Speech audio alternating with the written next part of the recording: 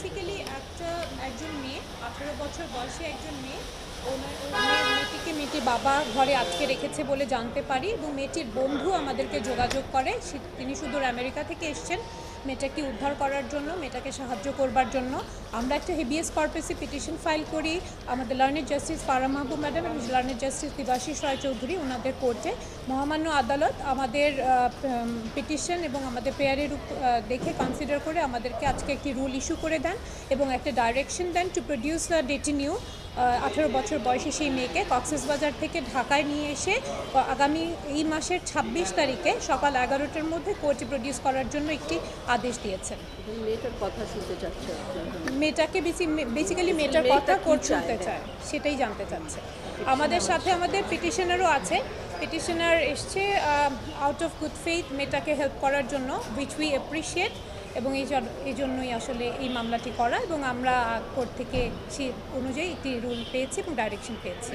ঠিক বাবা মা কক্সবাজারে থাকে, মেয়েটির বাবা মা কক্সবাজারে আছেন। মেয়েটা যেহেতু 18 বছর হয়ে গেছে, এখন মেয়েটা চাচ্ছে তার উন্নত লাইফের জন্য সে একটা ভালো ইউনিভার্সিটিতে পড়বে, তার জীবনযাত্রা সে চেঞ্জ করতে চাচ্ছে, কিন্তু মা বাবা তাদের ওই যে কুসংস্কার এবং ধারাবাহিকতার জন্য তারা তাকে তাদের কাস্টাডিতে রেখেছে। কিন্তু মেয়েটা চাচ্ছে সে ফ্রিডমলি সে কাজ করতে এবং সে পড়াশুনো করতে, যার জন্য আমাদের পিটিশনার হচ্ছে তার একজন ফ্রেন্ড।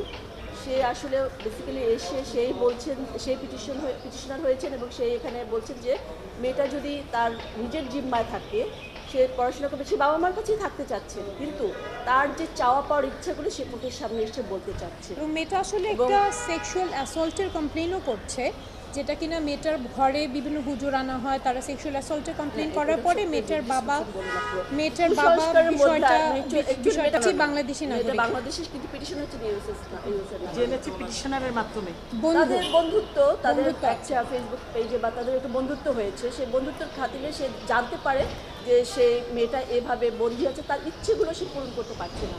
কারণ কুসংস্কার আমাদের দেশের মেয়েদেরকে বিভিন্ন রকম, যেমন একটু তো বেরিয়ে আছেই আমাদের, সেই বেরি থেকে বের হয়ে মেয়েটা একটু চাচ্ছে ফ্রিডমলি ইংলিশ মিডিয়াম ভালো পড়াশোনা করতে, কক্সবাজারের মতো তার উন্নত লাইফ করতে পারবে না, সেই জন্য সে আসতে চাচ্ছে ঢাকায়, কিন্তু তার বাবা মা সেটা অ্যালাউ করছেন না।